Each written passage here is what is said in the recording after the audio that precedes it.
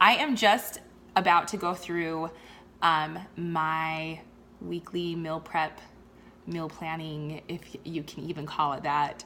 And I wanted to share it with you guys. And I hope that as I go through this, you might be able to share some tips and tricks that I'm not doing with me so that I can make things a lot more easy for myself. I'm all about efficiency, but staying on top of my nutrition. But I hope you guys are able to take away a few things from this that are simple, that you could implement into your life and make things a lot easier for you. So one thing that I do not do is I don't do any grocery shopping, like major grocery shopping or meal planning. Maybe I do grocery lists, but I don't do any meal prep on the weekend. We have 4 little kids and our weekends are not our own. And I would rather spend the time that I would be in the grocery store, in the kitchen, with my family. So first of all, it's not realistic. Second of all, I'm with my family. So I go grocery shopping on Tuesdays. And my weeks are planned from Tuesday to Tuesday. One thing that I have noticed that is amazing for is my weekends are planned through. So even though I am still like more relaxed with my diet and I'm spending time with my family and I am enjoying food, if I am going for a specific goal and I need to be more strict through the weekends, my weekends are planned for. All my major meals are already planned out. My protein's already prepared. So it makes weekends so much more easy rather than that stressful running around with your family, having family time, and then going to the grocery store if you even get there, but maybe instead you go to fast food. It just takes that away. And weekends are so much more enjoyable. So I hope you guys can learn a few things from this and enjoy. Okay, so before I dive into my whole meal prep stuff, I want to emphasize how important it is to at least have some, if not most, of your protein pre-cooked for the week. And the reason why I believe that, I just have experienced it in my personal life, that protein is hard to hit, especially when you start tracking. But it makes it much more difficult when you don't have stuff on hand to eat. So I'll take you through what I do. My advice for cooking meat is to only cook when you are actually planning on having meat for a meal. For example, I'm going to have chicken with my lunch. I don't have any chicken in the fridge. I'm going to cook my 1 chicken breast. Since I'm already turning on my Traeger, or if you're turning on your grill or your oven, you might as well cook whatever else you need, especially if you need shredded chicken for a meal, or if you know certain meats are your go-to meats. So you don't have to take any time throughout the rest of the week. Cook extra meat. And then I will also turn on my oven and I put these into a cupcake tin and I bake them, I only do half, but I bake them at 350 or 325 for about 30 minutes. And those are my boiled eggs for the week. I am a little more picky when it comes to my produce or my vegetables for a meal. And so those are the things that I hold off until the actual meal that I will be using them in. Okay, so here I have my zucchini that I won't be using for a couple of meals, but when I do, I will cook all of them, cut up all of them, cook them, and then I'll have the leftovers for lunches or other meals, which I love. And actually, we might not have enough. My kids love zucchinis. But then same with the cucumber. Once we have a snack, which we will this afternoon, I will just peel and cut all of them during that time so that I'm not having to do it right now or one at a time. And then same with this amazing spaghetti squash. We never eat the whole thing at a meal, but we'll have tons of leftovers, which is awesome. And of course, it is smart to have healthy snack options on hand.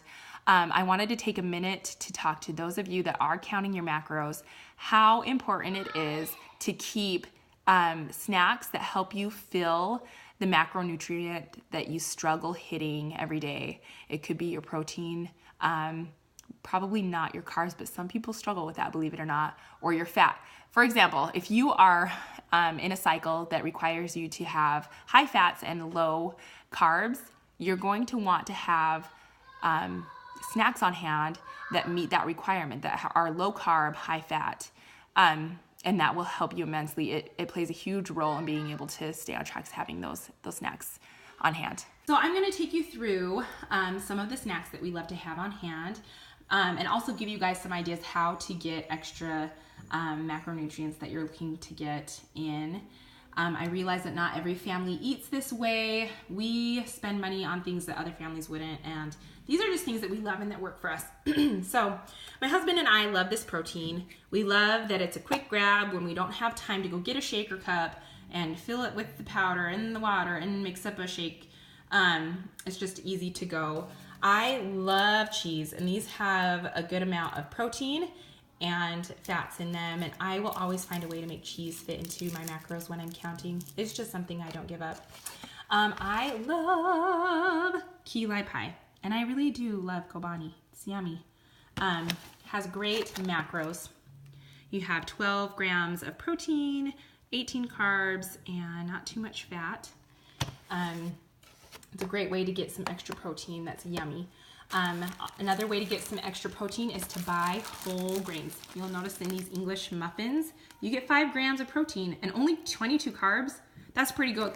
That can easily go into a low carb somehow. And then recently I've been buying this for my low carb times.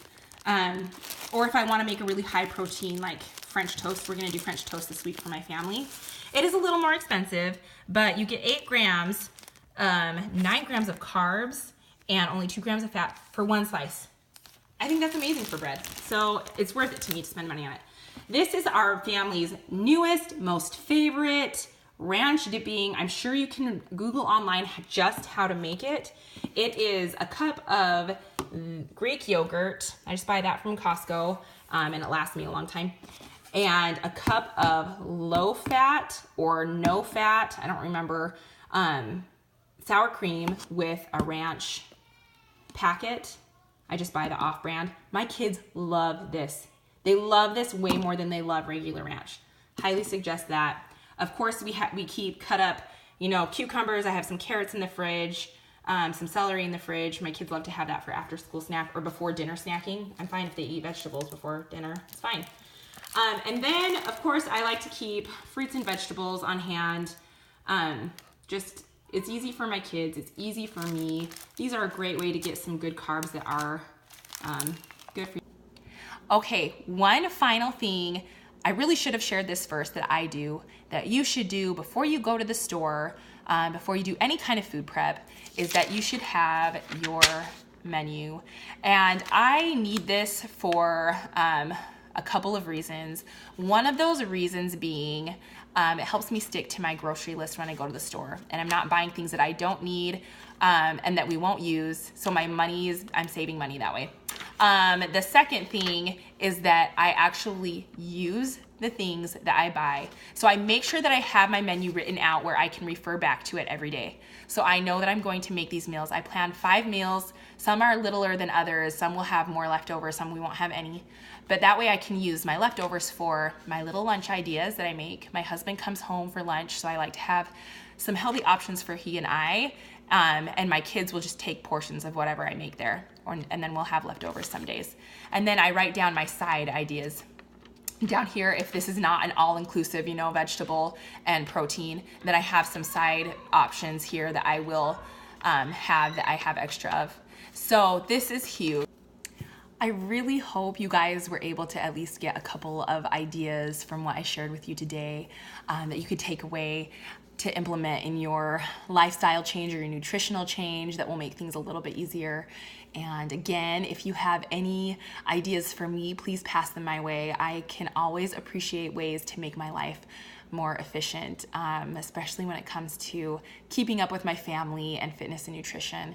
And so I guess another takeaway I hope you get from today is that consistency is key, but also planning is key to your success. And we see that in different areas of our life, that the more we are consistent, the more that we plan, the more we get out of something. And so take those extra minutes that it takes to chop up the extra vegetables while you're already preparing something, or throw on the extra meat. Take 5 minutes to write down a little menu plan or a grocery list, or take time to pre-measure out your meals. there's a lot of different ways that you can make meal prepping fit your lifestyle. So, as always, if you guys ever have any questions, I love when people come and ask me their questions. And if I don't know the answer to it, I have a lot of great people in my life that I can refer you to. I have a lot of great books that I've read and a lot of online resources that I can send you to. So don't ever be shy. I really hope you guys enjoyed this, and good luck.